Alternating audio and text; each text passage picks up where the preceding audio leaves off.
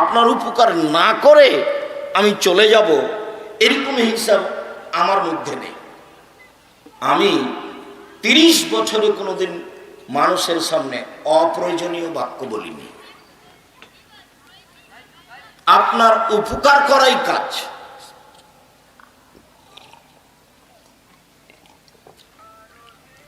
অতএব সম্মানিত দিনী ভাই বোন, মহিলা পুরুষ যারা এসেছেন চুপচাপ এক খেয়ালে বসে থাকবেন।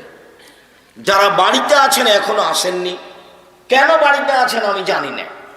আপনার টিভি কি আপনাকে বাড়িতে রেখেছে? যদি হয় তাহলে ভুল। আপনার বিদ্যাই কি আপনাকে বাড়িতে রেখেছে? বিদ্যা তো আপনার কাছে নেই। আপনার বুদ্ধি কি আপনাকে বাড়িতে রেখেছে? আপনার তো বুদ্ধি বলে বিবেচনা হিসেবে আসে না। কি করেছেন আপনি জাতির জন্য যে আপনার বুদ্ধিকে মূল্যায়ন করতে হবে? কি শিখেছেন আপনি, কি করেন জাতির জন্য যে আপনার বিদ্যাকে মূল্যায়ন করতে হবে? এটাই ঠিক যে আপনি বাড়িতে আছেন, ভুল পথে আছেন। আসলে আপনার কিছু না কিছু উপকার করতাম, করবো ইনশাআল্লাহ, এ কথাই চূড়ান্ত।